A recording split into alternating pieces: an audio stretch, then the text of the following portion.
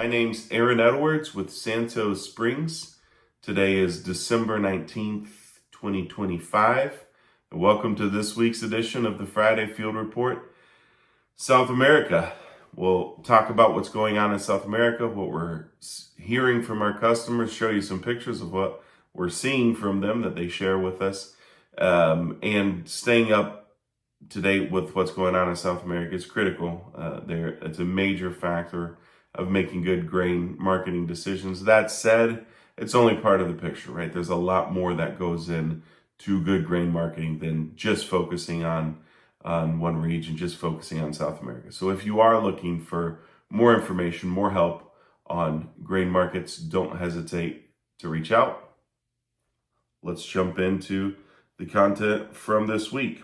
There's three major stories that we want to cover today. One of them is what phase of development are soybeans in. So we got some pictures. We also have the weekly updated report from CONAB. The second story is weather. Will it be helpful, friendly for production, not friendly, friendly for markets, not friendly? And the third story is, as we've seen the price of soybeans adjust downward on the board, what's happened to new crop export basis in Brazil. So those are the three stories that we want to cover. And let me get started here, sharing the screen so we can jump into it. All right, let me grab a marker. You do not need to worry about your Portuguese because I'll tell you everything that you need to know, even though this image is in Portuguese. So this is the first number here, 94.1, that I'm circling. That is the percentage of area planted. We've stopped tracking planting progress because I believe it was last week we hit something like 89% or 90%. So it's on the home stretch. We can update you one percentage at a time as it gets over the finish line. But the major story is what we're looking at in this chart here. The green area is, the translation of it would be vegetative development, but we're going to look at crops that look like that. It basically just means the plants are growing, right? But that's not flowering yet, so it's emerged. It's not flowering yet, and it's kind of going through that development. Where we see the most weather risk, the gray area over here, and I'll circle it up here as well, this 21.1%, that's flowering. And the yellow is filling pods. That's where we start getting some weather concerns. So if we add those two numbers together, we're getting close to 40%. And so this 40% of the crop is that there is weather risk there just from a developmental standpoint, right? It's either flowering or filling pods. So if they were to face dry weather, we'll look at the rainfall charts in just a little bit. There could be some vulnerability, but the lion's share is just 56.8% is just not that vulnerable, and it's looking pretty good. And then we have a little bit that's this 4.5 that's emerging. That's that's basically that 5 percentage points almost that we were looking at last week that had just getting planted. So as we see that, these two numbers are kind of tied together, right? As we see that planting progress improve, we'll gradually see those soybeans emerge and then cycle through. You all know what soybean development looks like. That's just the phase that it's in. So let's talk about what crops are looking like. This is from a customer in the state of Paraná. That's the third state up from the south. Depending on the year, it competes with Rio Grande do Sul, which is the farthest state south, for the second place spot. But we're going to go ahead and say that they're number 2 on the largest soybean producing state. So number 1 is Mato Grosso up there, and about a third of the crop is produced in Mato Grosso. Number 2 production state is Paraná. That toggles back and forth a little bit because there's two states that are kind of similar in scale, and then there's about 3 states behind those that are all over 10% of Brazil's production. So there's several important states. This is definitely one of them. Crops are looking really good. We can kind of zoom in here a little bit. Got some nice coverage. This particular customer, and you could kind of tell Paraná, they have darker, the kind of that red soil. This particular customer, he does, he rotates quite a bit of different crops. So fairly regularly, he'll do soybean and double crop corn, but he'll also do some wheat or some oats.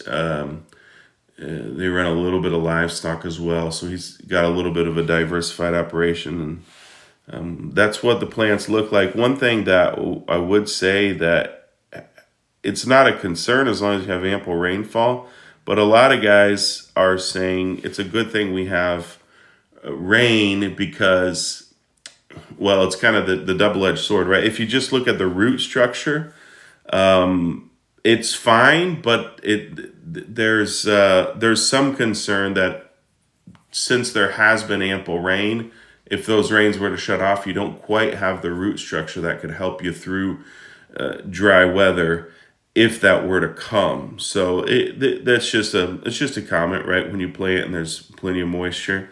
But generally, really good looking soybeans. Now we'll go to the rainfall. This image here, and let me grab a marker. This is past, over the last 7 days, what we've actually seen in observed rainfall. I'm not sure what color. I'm gonna try yellow, see if that shows up here. So the image that I was showing you is from this state, right about there in that circle is where we just saw the pictures of soybeans from. Up here is the state of Mato Grosso. That's a third of Brazil's soybean production comes from that state. But you could tell, and then here's that northeast expansion region. If you've been following along for about a month, you know that earlier in the season, we were concerned about rainfall in this part of the country. They started off a little dry, and then the December rains forecasted for that part of the country, that was flashing some red lights at us, but they got rain.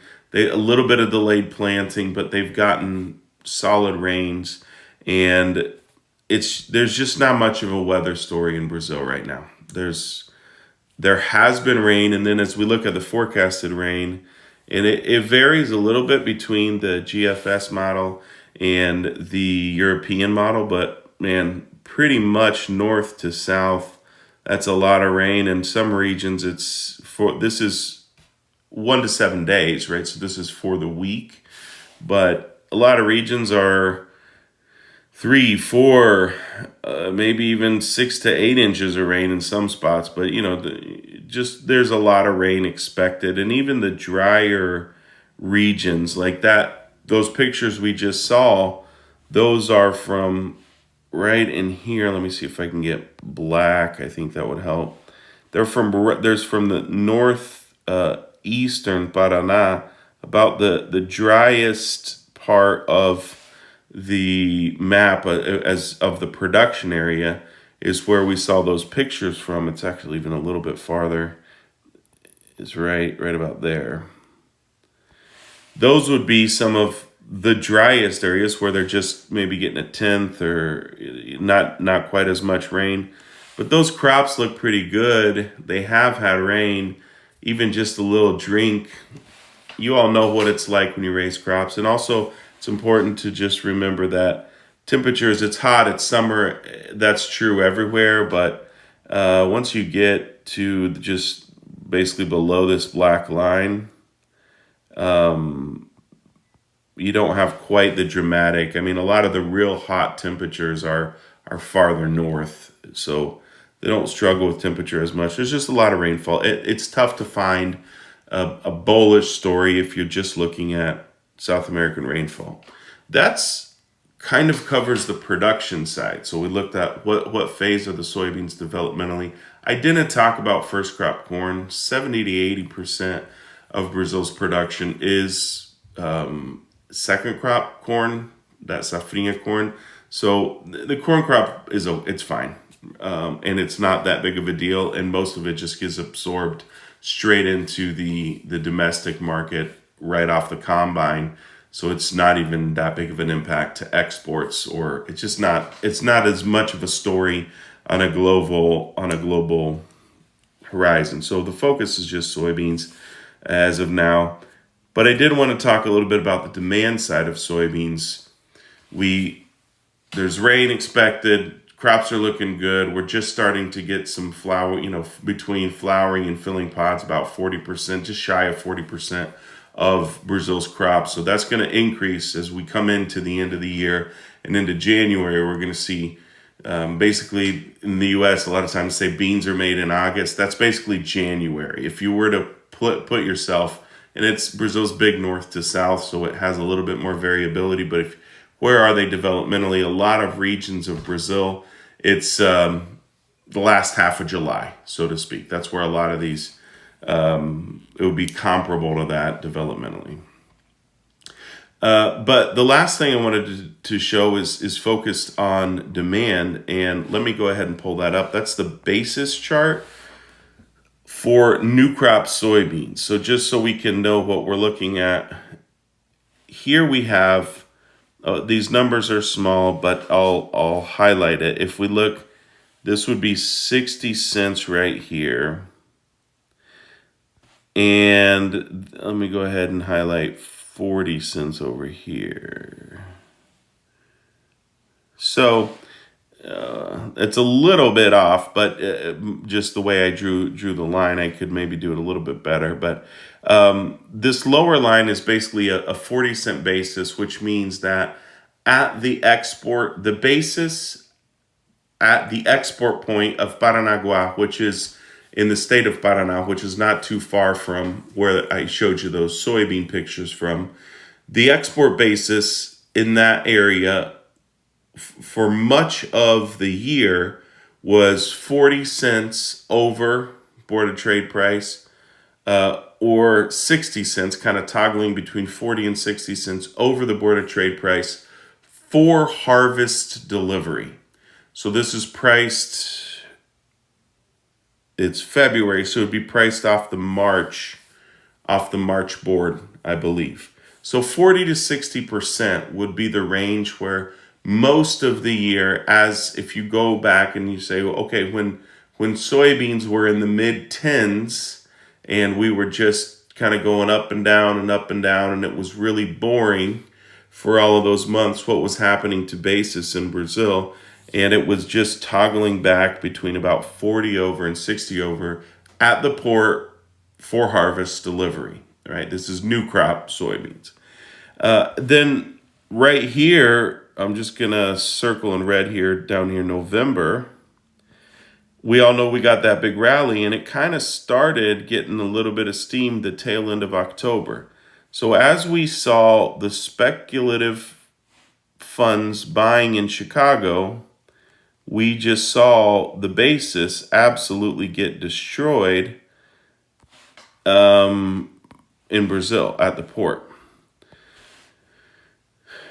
Then we had a nice time of strong prices. I mean, if you can call mid-11s strong prices, but we had the strongest price that got green. All right, we had the strongest prices in about 18 months, and basis was just absolutely in the dumps. Then as we've seen the Board of Trade price slide, we've seen it come back down. Guess what's happening to basis? It's picking right back up. It's not quite in the range that it was trading in yet, but we also are still, the Chicago Board of Trade price, it's been very responsive. We could crunch the numbers on the exact math, but it looks like probably between 60 or 70% of the move is just being almost directly compensated in basis. There's a little bit of a lag. It's not quite doing the same move, but it's just very interesting to me. So then as you look at Brazil and say, okay, are they competitive? I'll stop sharing that. Are they competitive on the export market? What's going on down there? The story is fairly simple. Yes, they are competitive on the export market. Yes, they're willing to export soybeans, but a rally at the Board of Trade doesn't mean that they're going to get that price in Brazil.